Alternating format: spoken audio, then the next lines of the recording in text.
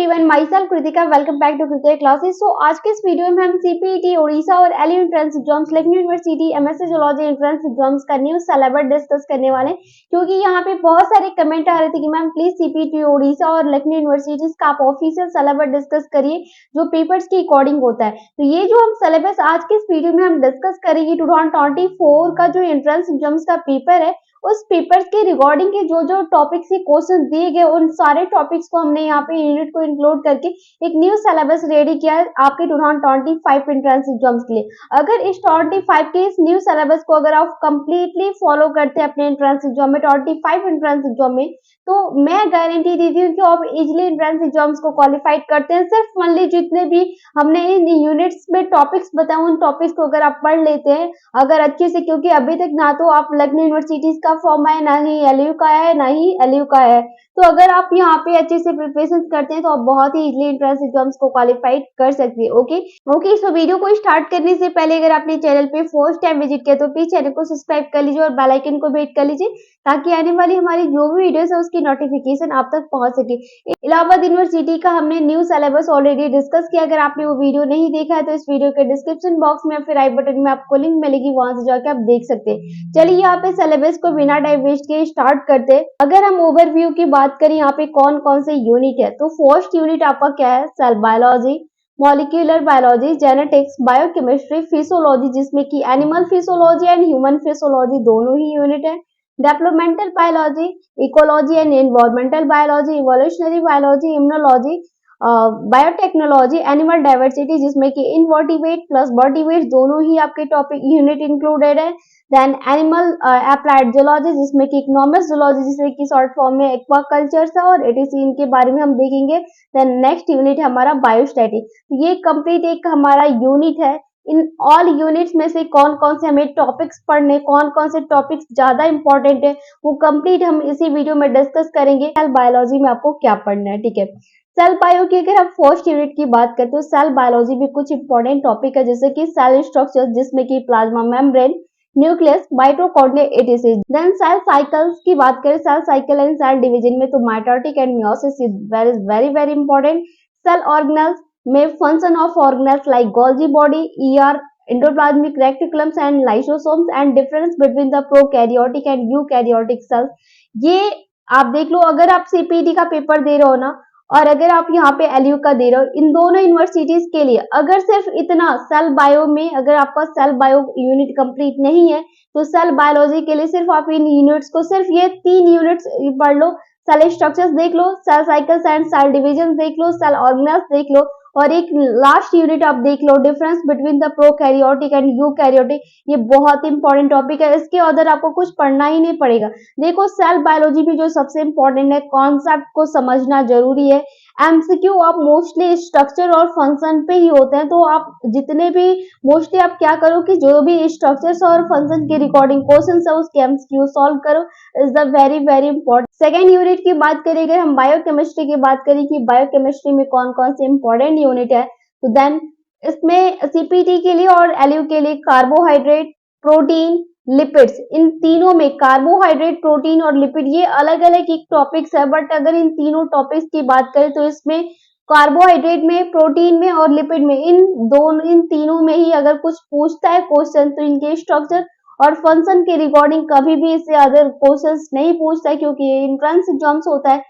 और सीपीटी और यहाँ पे एलयू और एयू की बात करते हैं, इसमें नॉर्मली ये कार्बोहाइड्रेट, प्रोटीन के स्ट्रक्चर और फंक्शन के रिकॉर्डिंग ही क्वेश्चन देता है। तो ये अगर आप इन तीनों के अगर ये स्ट्रक्चर और फंक्शन आप देख ले तो सो मोस्टली यहाँ पे आप 5 से 6 क्वेश्चंस को आप इजीली यहाँ पे अटेम्प्ट कर सकते हो अगर क्वेश्चन देता है तो, ठीक है। देन एंजाइम्स की बात करें तो एंजाइम्स में भी इसकी प्रॉपर्टीज हैं, टाइप्स है and mechanism. Type, mechanism, properties enzyme में इससे रिकॉर्डिंग इससे ज्यादा क्वेश्चंस नहीं देता है। मेटाबॉलिज्म की अगर हम बात करें तो ग्लाइकोलिसिस है, क्रेब्स साइकिल्स है, ईटीसी है, इलेक्ट्रॉन ट्रांसपोर्ट चेन है, ठीक है। तो ये जो 3 यूनिट है, इन तीनों यूनिट में ये सारे टॉपिक्स देते हैं, इन्हीं टॉपिक से क्वेश्चन देता है बायोकेमिस्ट्री में। Carbohydrate, protein and lipid, enzymes and metabolism. देखो इसमें सबसे ज्यादा आपको किस एक पॉइंट आप याद रखो, इस पॉइंट को आप नोट डाउन कर लो। इसमें बायोकेमिस्ट्री में फॉर्मूला और पाथवे को याद रखना इंपॉर्टेंट है। न्यूमेरिकल्स भी कभी कभी आते हैं, तो उस न्यूमेरिकल्स पे भी आपको फोकस करना है, ठीक है। तो ये बहुत इंपॉर्टेंट टॉपिक है, इस की पॉइंट को याद रखो। नेक्स्ट यूनिट की हम बात करते हैं। नेक्स्ट यूनिट की बात करें तो मॉलिक्यूलर बायोलॉजी। मॉलिक्यूलर बायोलॉजी के कुछ टॉपिक्स की बात करें तो डीएनए एंड आरएनए का structures, DNA replication, transcription and translation, genetics code, gene expansion and mutation. इससे ज्यादा मॉलिक्यूलर बायोलॉजी में किसी टॉपिक से कोर्सेज नहीं देता है। बेसिकली इन तीनों यूनिवर्सिटीज के लिए, सीपीईटी के लिए, एलयू के लिए और एयू के लिए, इन तीनों यूनिवर्सिटीज में इससे ज्यादा क्वेश्चंस नहीं देता है डीएनए। अगर आप प्रीवियस ईयर के पेपर सॉल्व करोगे, आपने प्रीवियस ईयर के किसी भी सीनियर बच्चे से पूछोगे ना, तो आपको बताएगा कि किस टॉपिक से सबसे ज्यादा क्वेश्चंस आते हैं। तो डीएनए और आरएनए का स्ट्रक्चर, डीएनए के replication, transcription, translation, gene genetics code, gene expansion and mutation is the very important topic. अगर ये जो मॉलिक्यूलर बायोलॉजी की अगर हम बात करें ना, तो ये जो पार्ट होता है ना, थोड़ा सा ट्रिकी होता है। तो इसको अगर आपको समझना है ना, तो इसको समझने के लिए आप डायग्राम और सीक्वेंस की प्रैक्टिस करो, जो कि आपके लिए ज्यादा इंपॉर्टेंट होने वाला। तो इस की पॉइंट को आप याद रखना। ओके, नेक्स्ट यूनिट की बात करते हैं। नेक्स्ट यूनिट है जेनेटिक्स। अगर हम जेनेटिक्स की बात करें कि जेनेटिक्स में क्या क्या कौन कौन सी यूनिट इंपॉर्टेंट है, टॉपिक्स यहाँ पे इंपॉर्टेंट है, तो Mendel's law, monohybrid, dihybrid cross, से एमसीक्यू ज्यादा से ज्यादा आप सॉल्व करो, ये आपके लिए ज्यादा बेनिफिट होगा। Chromosome theory of inheritance, sex determinations and linkage, genetics disorder में जेनेटिक्स डिसऑर्डर से बार बार क्वेश्चंस यहाँ पे दिए जाते हैं इन तीनों यूनिवर्सिटीज में। अभी मैं पेपर सॉल्यूशन 24 का करवा रही हूँ सीपीईटी का, तो उसमें आप देख सकते हो कि किस किस टॉपिक से क्वेश्चन दिए गए। जेनेटिक्स डिसऑर्डर से यहाँ पे 2 से 3 क्वेश्चन दिए गए, तो जिसमें कि क्वेश्चन आपका हीमोफीलिया है, कलर ब्लाइंडनेस से क्वेश्चन दिए गए। तो मैं यहाँ पे अगर हम जेनेटिक्स की बात करें, तो जेनेटिक्स के लिए बेसिकली आप पुनेट स्क्वायर का प्रैक्टिस करो। न्यूमेरिकल्स, जितने भी न्यूमेरिकल्स के प्रॉब्लम्स आते हैं उसको आप सॉल्व करने की कोशिश करो। जैसे मेंडल लॉ से क्वेश्चन देते हैं न्यूमेरिकल्स टाइप पे, तो उन क्वेश्चंस को क्रोमोसोम्स के रिकॉर्डिंग कुछ ये देते हैं, सेक्स डिटर्मिनेशन के राइट यहाँ पे कुछ न्यूमेरिकल्स टाइप के क्वेश्चन देते हैं, तो उसको आप ज्यादा से ज्यादा सॉल्व करने की कोशिश करो, वो आपके लिए बहुत की पॉइंट होने वाला है, ठीक है। नेक्स्ट यूनिट की बात करें यहाँ पे एनिमल फिजियोलॉजी। अगर हम एनिमल फिजियोलॉजी की बात करें, तो उसमें जो यूनिट है, आपके जो टॉपिक्स इंपॉर्टेंट है, डाइजेस्टिव है, रेस्पिरेटरी है, सर्कुलेटरी है, and respiratory system is a very very important topic. Then nervous system है, एंडोक्राइन सिस्टम है, the very important topic animal physiology की recording, and muscles contractions and sense organs है। ये बहुत ही इंपॉर्टेंट यूनिट है, टॉपिक्स है ये आपके animal physiology and human physiology के लिए। अगर आपके माइंड में ये डाउट है ना कि ह्यूमन फिजियोलॉजी की कॉन्सेप्ट को कैसे हम क्लियर कर सकते हैं नॉर्मली एक बेसिक पॉइंट पे, तो उसके लिए एक सिंपल सा है कि आप एनसीईआरटी का यूज करो। एनसीईआरटी इसके बेसिक पॉइंट को, अगर यहाँ पे अगर मैं यू और सीपीटी की बात करें, तो इसमें बेसिक कॉन्सेप्ट ही देता है, बेसिक से ही क्वेश्चन देता है, तो उसके लिए आप बेसिकली एनसीईआरटी को पढ़ लो। नेक्स्ट यूनिट है डेवलपमेंटल बायोलॉजी यानी डेव बायो। डेव बायो की कुछ यूनिट्स की बात करें तो है गैमेटोजेनेसिस, जिसमें कि spermatogenesis and oogenesis, the very very important topic. इस टॉपिक को तो आप कभी स्किप करने के बारे में आप सोचना भी नहीं, क्योंकि इससे बार बार क्वेश्चन दिए जाते हैं। अगर हम गैमेटोजेनेसिस एंड स्पर्मेटोजेनेसिस में ओके, एंड देन फर्टिलाइजेशन है, क्लीवेज है एंड गैस्ट्रुलेशन है। एम्ब्रियोनिक डेवलपमेंट में सिर्फ 2 टॉपिक से क्वेश्चन देता है, फ्रॉग और चिक एम्ब्रियो। इन चिक एम्ब्रियो और फ्रॉग एम्ब्रियो के एम्ब्रियोनिक डेवलपमेंट से क्वेश्चन देता है, फर्टिलाइजेशन, क्लीवेज, गैस्ट्रुलेशन। ये डेवलपमेंटल बायोलॉजी के सबसे इंपॉर्टेंट टॉपिक है, जिससे कि बार बार क्वेश्चन दिए जाते हैं। देखो, डेव बायो के लिए मैं आपको पॉइंट देना चाहूंगी, और वो पॉइंट है कि जितने भी इसके स्टेज हैं, उस स्टेज के सीक्वेंस को याद रखना बहुत इंपॉर्टेंट है, जो कि आपके एंट्रेंस एग्जाम में बहुत ज्यादा हेल्प करेगा आपको, ठीक है। नेक्स्ट यूनिट की बात करते हैं। नेक्स्ट यूनिट है ecology and environmental biology. Ecology और इन्वायरमेंटल बायोलॉजी की बात करें, इसमें कुछ यूनिट्स की बात करें, तो first of all ecosystem, food chain, energy flow, biogeochemical cycle, जिसमें कि nitrogen cycle is the very very important topic, जिससे कि बार बार क्वेश्चन दिए जाते हैं, ठीक है। Then population and community ecology is the very important topic. Environmental issue, जिसमें कि pollution and conversion is the very very important topic. Ecology और इन्वायरमेंटल बायोलॉजी से बार बार इसी क्वेश्चन से देते हैं। नेक्स्ट यूनिट है इम्यूनोलॉजी। इम्यूनोलॉजी के कुछ टॉपिक्स की बात करते हैं। Then innate and acquired immunity, antibody, antigens, immunocells and जिसमें कि T cell and B cell, vaccine and the hyper sensitivity. ये आपकी बहुत ही इम्यूनोलॉजी की बहुत ही इंपॉर्टेंट टॉपिक है जिससे कि बार बार क्वेश्चन दिए जाते हैं। सर मैं यहाँ पे इंपॉर्टेंट टॉपिक ही बता रही हूँ, अदर यहाँ पे होल सिलेबस नहीं बता रही हूँ कोर्स के रिकॉर्डिंग के, नहीं आपको पूरा पढ़ना है। अगर जो ये सिलेबस में बता रही हूँ, अगर इन ऑल सिलेबस को अगर आप कंप्लीटली ऑल यूनिट को टॉपिक्स को अगर आप फॉलो कर लेते हैं ना, तो अदर आपको कुछ करने की जरूरत नहीं पड़ेगी। अगर इस सिलेबस को कंप्लीट कर लेते हैं, देन आप एमसीक्यू सॉल्व कर लेते हैं ना, तो आप इजिली एंट्रेंस एग्जाम को क्वालिफाइड कर सकते हैं, ठीक है। क्योंकि एयू एंट्रेंस एग्जाम में, एलयू एंट्रेंस एग्जाम में, सीपीईटी में ये बहुत ही सीबीटी पीजी के रिकॉर्डिंग बहुत ही बेसिक और मॉडरेट लेवल की क्वेश्चन देता है। वहाँ पे कुछ यूनिवर्सिटीज में निगेटिव मार्किंग भी नहीं है, तो आप बहुत ही इजिली एंट्रेंस एग्जाम्स को क्वालिफाइड कर सकते हैं, ठीक है। अगर हम इम्यूनोलॉजी की बात करें तो इम्यूनोलॉजी के लिए मैं 2 पॉइंट आपको दूंगी। देखो ऐसा इम्यूनोलॉजी के बेसिक लेवल के ही क्वेश्चन देते हैं, तो उसके लिए बेसिकली फर्स्ट ऑफ ऑल या तो आप क्यूबेक की जो बुक आती है उसको आप यहाँ पे फॉलो करिए, नहीं तो दूसरी चीज उसके लिए क्या है कि आप एनसीईआरटी से इसकी समरी को पढ़ो, जो कि आपके लिए इंपॉर्टेंट होने वाला, ठीक है। ओके, नेक्स्ट यूनिट की बात करते हैं बायोटेक्नोलॉजी की। बायोटेक्नोलॉजी के कुछ यूनिट्स की बात करते हैं। DNA cloning, PCR, gel electrophoresis है, रिकम्बिनेंट डीएनए टेक्नोलॉजी है, application in the medicine, agriculture से कुछ क्वेश्चन दिए जाते हैं। बेसिकली यहाँ पे मैंने सीपीईटी में पेपर में देखा है कि सीपीईटी में एप्लीकेशन इन मेडिसिन एग्रीकल्चर से 1 से 2 क्वेश्चन दिए गए हैं, तो इस पे आप देखना, इस पे फोकस करना। Then recombinant DNA technology is the very important topic. DNA calling and PCR polymerase chain reactions and gel electrophoresis is the very important topic. अगर हम बायोटेक्नोलॉजी की बात करें तो बायोटेक्नोलॉजी में सीपीईटी में, एयू में, एलयू में रिसेंट एप्लीकेशंस और उसके टेक्निक से रिलेटेड क्वेश्चंस आते हैं, तो उस टॉपिक्स पे आप ज्यादा फोकस करना। देन नेक्स्ट यूनिट की बात करते हैं एनिमल डाइवर्सिटी। अगर हम एनिमल डाइवर्सिटीज की बात करें तो एनिमल डाइवर्सिटी में जो सबसे इंपॉर्टेंट टॉपिक है इनवर्टिवेट एंड वर्टिवेट। इनवर्टिवेट की बात करें तो फाइलम पोरीफेरा से लेके टू इकाइनोडर्मिटा फाइलम इकाइनोडर्म।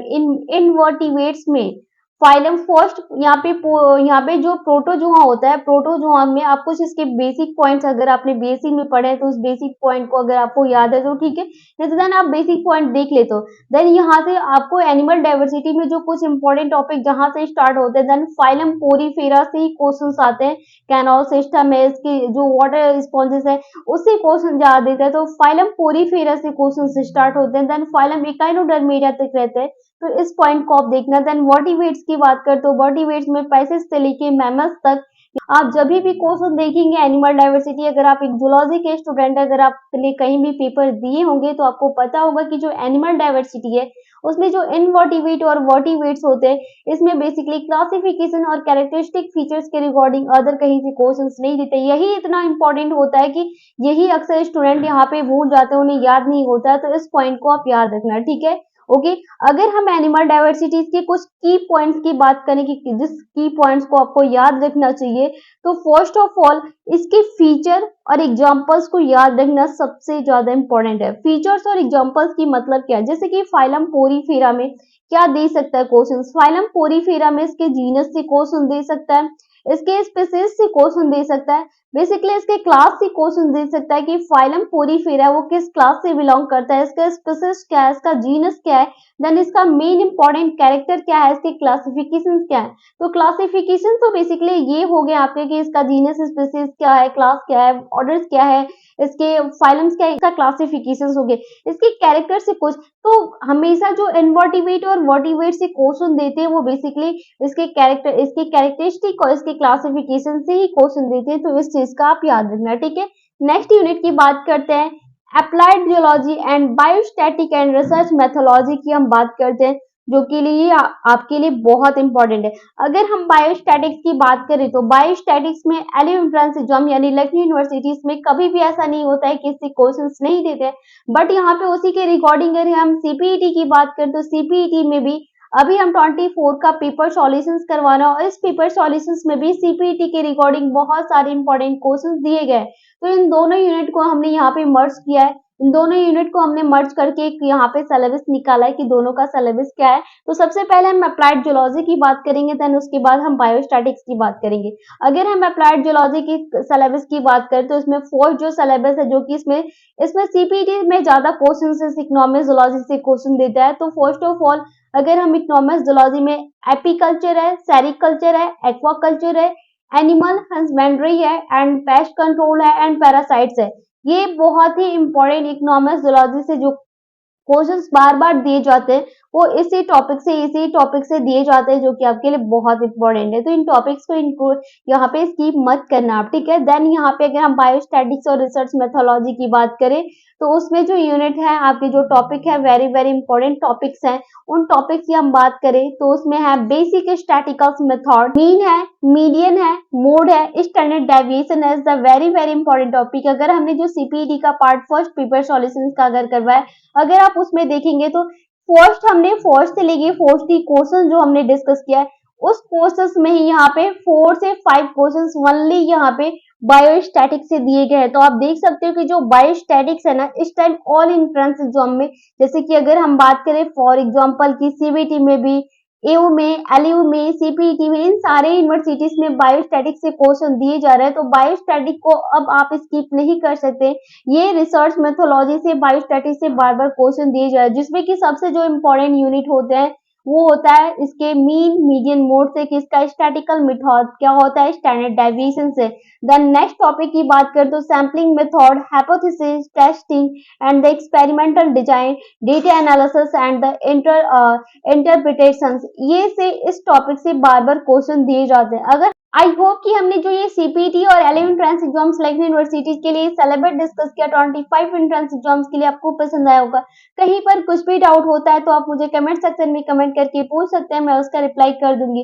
अगर इन किसी भी यूनिट्स में आपको क्वेश्चन चाहिए या फिर नोट्स चाहिए तो वो भी आप मुझे कमेंट सेक्शन में बता सकते हैं, मैं आपको प्रोवाइड कर दूंगी। ओके, सो आई होप कि आपको ये वीडियो पसंद आएगा। वीडियो पसंद आएगा तो प्लीज वीडियो को लाइक कीजिएगा, ज्यादा से ज्यादा स्टूडेंट में शेयर कीजिएगा, और अगर आपने चैनल पे फर्स्ट टाइम विजिट किया तो प्लीज चैनल को सब्सक्राइब कर लीजिए और बेल आइकन को भी हिट कर लीजिए, ताकि आने वाली हमारी जो भी वीडियोस है उसकी नोटिफिकेशन आप तक पहुंच सके। ओके, सो मिलेंगे जल्दी नेक्स्ट वीडियो में, तब तक के लिए thank you, thanks for the watching.